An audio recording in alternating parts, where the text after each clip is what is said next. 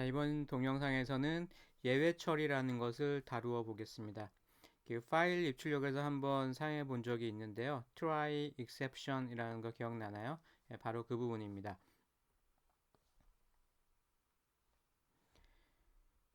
자, 일단은 예외라는 것들도 다 객체고요. 이 예외 객체가 여러 가지가 있습니다. 대표적인 거 몇 가지만 살펴보겠습니다. a는 a 더하기 1이라고 했을 때 A가 지금 뭔지 모르는데 거기다가 1을 더하려고 하니까 에러가 발생을 하죠. 그때 다음과 같은 에러 메시지가 나옵니다. A라는 이름은 define 되어 있지 않다라는 에러가 나오는데요. 이 에러를 내주는 녀석이 name error라는 객체입니다. 그래서 다음과 같은 그 예외 객체가 만들어지는 거고요.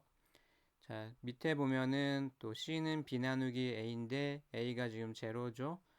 그 0으로 나누는 것은 그 정의되어 있지 않습니다. 그래서 다음과 같이 제로 디비전 에러라는 그 예외 객체가 또 만들어지고요. 그 예외 객체가 가지고 있는 그 전달 메시지가 디비전 바이 제로라는 이런 문자열이 되겠습니다. 자, 그리고 다음과 같이 또 리스트에서 인덱스가 0, 1까지만 쓸 수가 있는데 인덱스로 2를 넣으면은 뭐 범위를 벗어나죠. 자, 그래서 이때도 인덱스 에러라는 예외 객체가 생성이 됩니다. 그래서 문자열로는 out of range라는 문자열을 제공해 주고요. 자, 파일 입출력에서 우리 파일 입출력인 경우에 그 오픈 이 파일에서는 write 할 때 파라미터로 문자열만 그 writing이 가능했죠. 근데 숫자를 그대로 넣어주면 문자열이 와야 됩니다라고 그 int는 안 되고 문자열이 와야 됩니다라는 에러 메시지를 줍니다. 자, 이때는 타입이 맞지 않다라는 거죠. 그래서 타입 에러 객체를 예외 객체를 생성하게 됩니다. 자, 실제로 그 동작을 시켜 볼 텐데요. 자, try 그다음에 except라는 키워드 사이에 예외가 발생할 수도 있는 코드들을 입력을 합니다. 그러니까 뭔가 오류가 발생할 여지가 있는 부분에 대해서는 try except를 이렇게 해주는 것이 좋고요. 자, 보겠습니다. A는 A 더하기. 자, 여기서 에러가 하나 발생을 하겠죠. 예외가 하나 발생을 하겠죠. 여기서 예외가 발생하면 이 밑으로 내려오지 않게 되는 거고요. except로 바로 옵니다. except로 바로 오면은 print exception. 그래서 화면에 그냥 이렇게 출력을 하고 마는 거죠.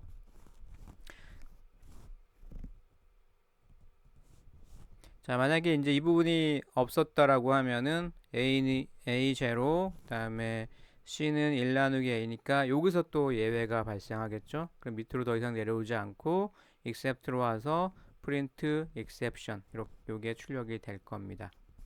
자, 이런 식으로라면 그 어떤 예외가 발생했는지를 우리가 좀 알기가 어렵습니다. 자, 그래서 오른쪽과 같이 그 except는 except인데 요 코드 블록에서 발생한 except를 하나하나 구분을 좀 할 수가 있습니다. 여기 타입 에러는 좀 잘못 두 번 들어갔네요. 예. 타입 에러가 발생했더라면 여기에 딱 걸려서 이 부분이 그 출력이 되고요. 또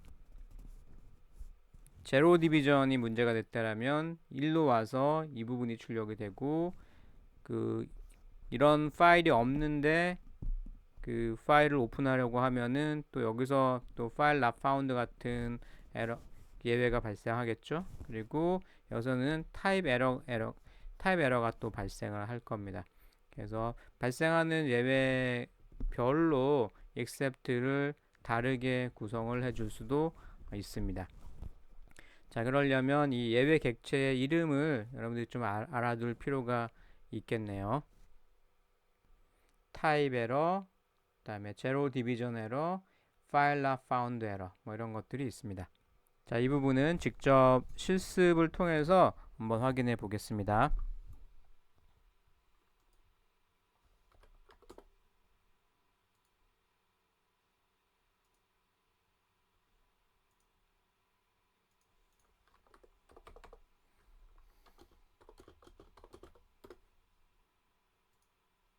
자, 이렇게 하게 되면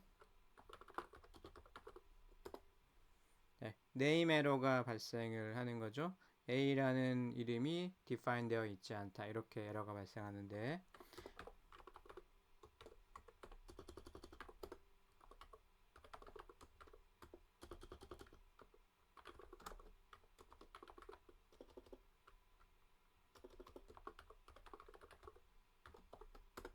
자, 이렇게 코드를 바꾸고 나면,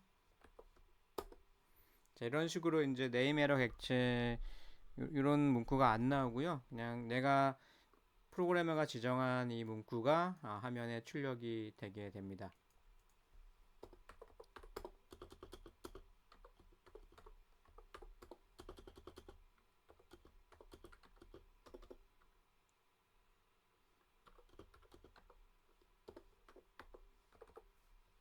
만약에 0으로 그 나누는 경우가 있다라면, 자, 이때도 역시 여기 뭔가 좀 문제가 A가 지금 0이 아니죠, 그죠? 자, D는 0이라고 해주고요. 네, C는 A 나누기 B라고 하겠습니다.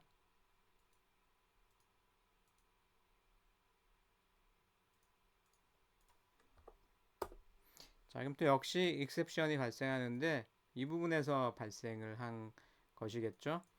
그 제로로 나눠주면 안 되는데 나눠줬기 때문에 그렇습니다. 만약에 이 부분이 없다면요, 당연히 익셉션이 발생하는데 이 익셉션은 이 녀석 때문에 발생했는지 이 녀석 때문에 발생했는지 우리가 구분을 할 수가 없습니다. 자, 이럴 때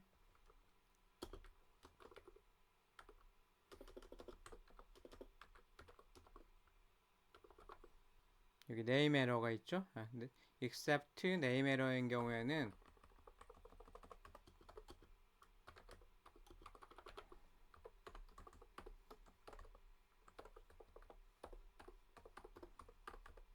그리고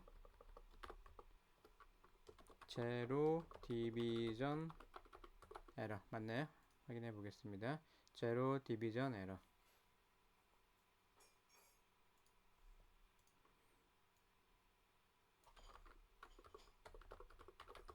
자, 이런 식으로 구분을 해주는 것입니다. 자, 구분해주면 자, name error가 발생을 했다는 걸 알 수가 있죠.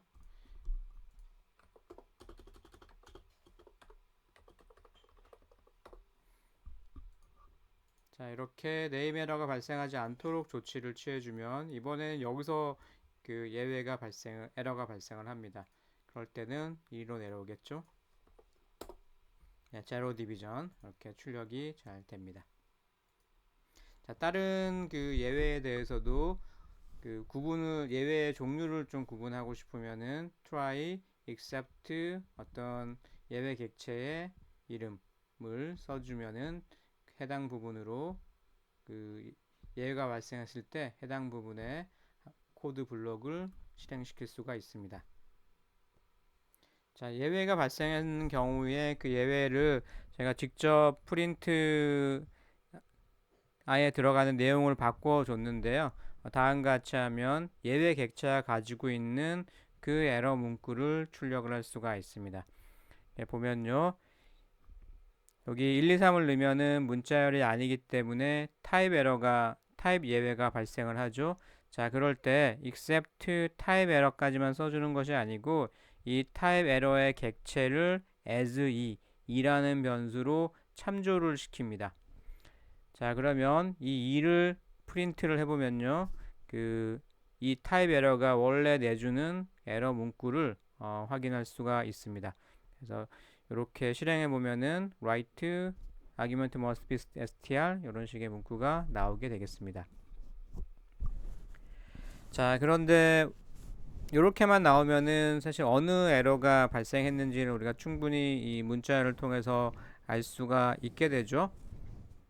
자, 그래서 이 각각을 구분할 필요가 없는 경우도 있습니다. 그리고 한 가지 설명이 좀 빠졌는데요. 구분을 하기 위해 타입 에러 또는 뭐 제로 디비전 에러 이렇게 예외를 구분할 때는 개별적으로 이렇게 해주는데 그 외에 그 예외에 대해서 처리를 하고 싶다라고 하면 다음과 같이 콜론만 써주고 그 예외 객체 이름은 생략하고요. 콜론만 써주면 되겠습니다. 자, 그리고요. 이거 자체를 그 구분할 필요가 없는 경우에는 다음과 같이 소문자 except 뒤에 대문자 except as e라고 하면 범용적으로 예외를 처리할 수가 있습니다. 자, 이런 그 예외 객체 이름이 생각나지 않는다면 요거 하나만 여러분들이 잘 기억을 해두고 as e를 통해서 그 에러 메시지를 확인할 수가 있겠습니다. 자, 다음과 같이 하면은 좀 더 범용적인 예외 처리가 되는데요. 자, 다음과 예외가 일어나지 않을 때도 뭔가 우리가 처리해 줄 게 필요하다면 다음과 같이 해줍니다. 그리고 예외랑 상관없이 반드시 처리해야 될 부분이 있을 수도 있겠죠. 자, 그래서 가장 일반적인 형태의 예외 처리 구문은 다음과 같습니다. 자, import sys를 해줬는데요. 이거는 시스템의 약자고요. 다음과 같이 system exit 예외가 발생을 했을 때 더 이상 프로그램을 진행시키는 게 무의미하다면 프로그램을 종료를 시켜야 되겠죠. 자, 그때 사용을 하게 됩니다.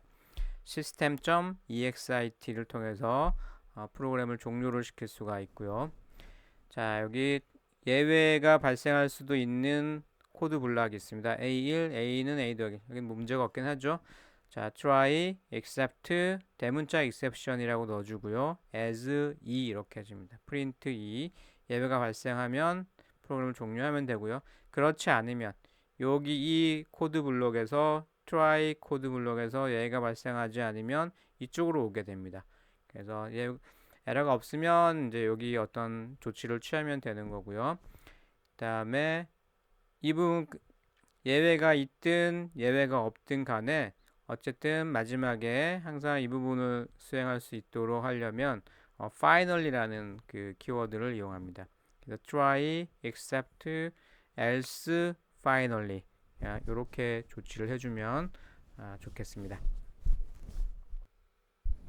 자, 여러분들이 직접 예외 객체를 발생을 시킬 수도 있는데요. 자, 내가 만든 함수에서 예외를 발생을 시키는 예를 보여주고 있습니다. f라는 함수가 있는데요. input 입력을 하고 있습니다. 입력을 했는데 그 입력받은 그 숫자의 범위가 1보다 작거나 10보다 크면은 raise, exception 이렇게 다음과 같이 exception이라는 객체를 만듭니다. 예외 객체를 만드는데 갈로 안에 어떤 문자열을 넣어줍니다. 자, 이 예외 객체를 생성해라 라고 하는 게 그 raise라는 생성을 하고요. 걔를 이 함수를 호출하는 쪽으로 예외를 던져라 뭐 이런 의미가 되겠습니다. 자, 보시면은 그 try 여기 except는 소문자여야 되고요. 입력하는 과정에서 대문자로 바뀌었네요.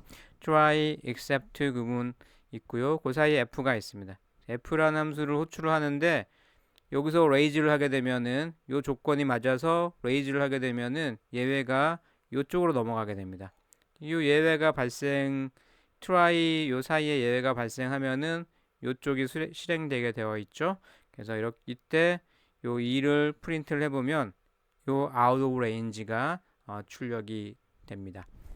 그래서 다음과 같이 함수 내에서 어떤 그 에러가 발생했고 그 에러를 함수를 호출하는 쪽 바깥쪽에서 뭔가 조치를 취해주고 싶다면 다음과 같이 try except 구문을 만들고 함수 내에서는 raise exception 이라고 해주면 쉽게 그 에러를 다룰 수가 있게 됩니다.